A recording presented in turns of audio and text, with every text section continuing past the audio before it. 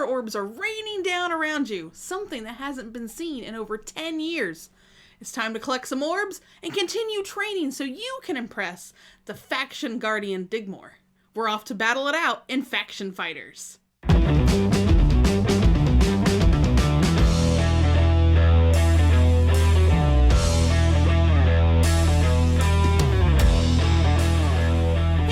Today we're taking a look at Faction Fighters, a 2-player combat game new to Kickstarter from Thunderfinch Games. Now in this game, players are going to choose one of 2 player decks to battle for, treasure and orbs, in 4 unique locations. And for those of you who like drafting your deck, there's an option for that too. Okay, so starting out, you're going to choose one of 2 decks, either Team Hiss or Team Galazar. Team Hiss brings a lot of strength to the battle team, while Team Galazar tends to build up for future rounds. From our playthroughs, the decks do feel pretty balanced. Neither seem to be more powerful than the other. Now, if you want a little glimpse into who these characters are, the game comes with this great area scenario booklet. It's basically a little comic book that helps introduce you to the characters and their world. Now, what we really liked was how these events are introduced. You play through the story, and each event is a new location that's going to have treasures and orbs for you to battle for and collect. They come in these great little tuck boxes, so the contents are a secret until you start to play that location. These cards are here from the first event, Starfall Fields. I don't want to show you too much and take away from that exploration of the game. As you play some events, many even introduce new characters and mechanics. And we really liked how this helped the game evolve as you play. Makes it stand out from your typical combat card game. Okay, so let's look a little closer at these cards and talk through how you play the game. Now, I have a prototype version of the game, so like any prototype, these images and materials are subject to change. I've got my favorite guy, Hiss, here. The names of characters can be found here at the top of the card. Next to that, we see that he is a snake friend. This is his faction. Now, on your turn, you can only play fighters from the same faction, so this is important to know. Here on the left, in the circle, we have his strength. The player with the most strength at the end of each round is going to win the current event card.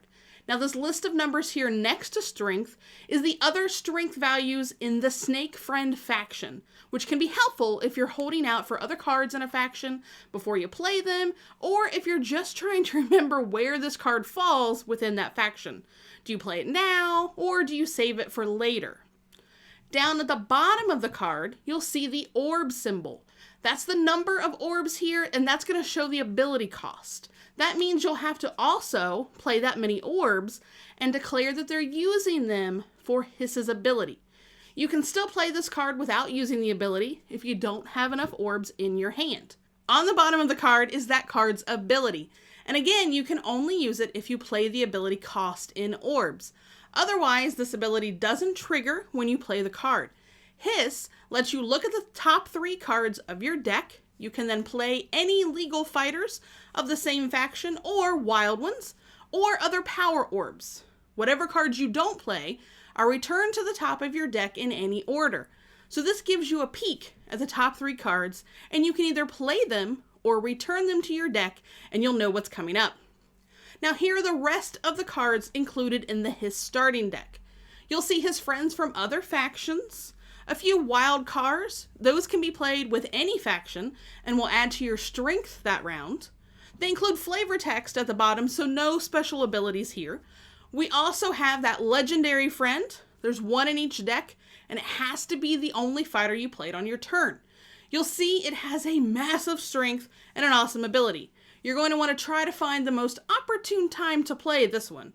We've also got some power orbs and the Bluffy, and I'll explain what the Bluffy does here in just a minute. And just so you can see it, here is a quick look at the Galazar deck. Now each deck will contain 4 different factions, 4 wilds, 1 legendary, 3 power orb cards, and the Bluffy. And the wilds and the orbs are all the same on both decks. Okay, I know that was a lot, but I wanted you to see the basic card structure before we jumped into the actual gameplay. We're going to use the Starfall Fields event deck here. To set everything up, let's open up the event deck, remove the reference card, and then shuffle the deck. Make sure the top card doesn't have a faction fighter card back. If it does, continue shuffling until it does not. Otherwise, we flip up the first card of the deck. This will be our starting event. Treasures are going to be some of your most valuable events, and most of them are going to have victory points listed on them, or special effects that are described on the card. Players will remove the Bluffy card from their decks and then shuffle. They'll place their deck face down on the table and draw 5 cards. Then they'll add the Bluffy card back to bring their hand total to 6. Now, there are 4 phases to the game. The first is the draw phase. Now, this is skipped in the first round. Every round after that, you'll draw 2 cards into your hand. If your deck is empty, shuffle your discard pile and then draw 2 cards. The next phase is the scout phase. So you choose one fighter from your hand and place it face down. Both players will reveal their fighter at the same time. Then we move to the bolster phase. So this is where you can add any additional fighters from the same faction or wilds and play power orbs. So you want to try to keep the number of cards you're playing secret from your opponent. If you don't have any other cards that you want to add to your hand this round, you play the Bluffy card. Get it? You're bluffing. So both players will reveal the additional cards they're playing simultaneously.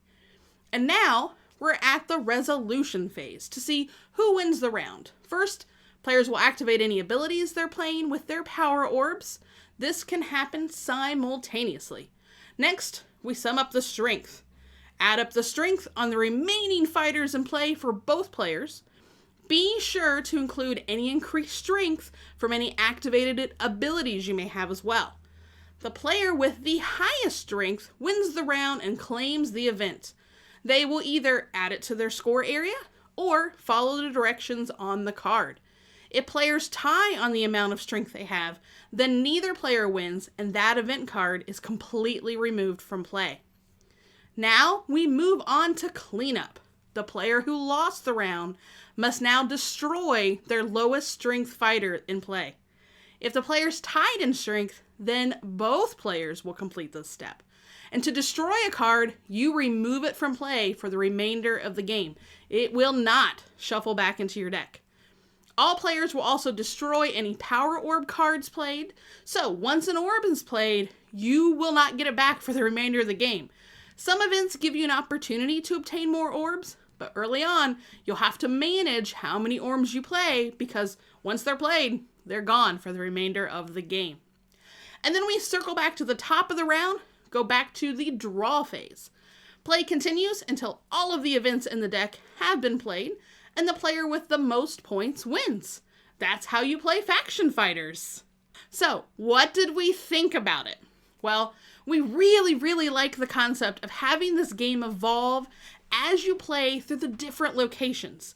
So the game you start in round 1 is not the game you finish, and that's something really fun to explore and experience. The area scenario booklet is also a really nice touch. It gives you an opportunity to meet the characters and kind of get a glimpse into the world that they live in. It's also a unique way to introduce each location. And it's recommended for ages 10 and up. Now, you're going to know your gamer kid, so it's possible they may be able to play this even if they're a little younger. This is a great introduction to these combat card games. The art is adorable. It almost has some Pokemon vibes, but it stands out on its own. Overall, we really enjoy combat card games, and this was a fun one for us. You can find it on Kickstarter now. We've included a link in the description down below, so head on over and check it out. That does it for this video. Be sure to like and subscribe so you can see all the ways we're bringing people together, one game at a time. Thanks for watching.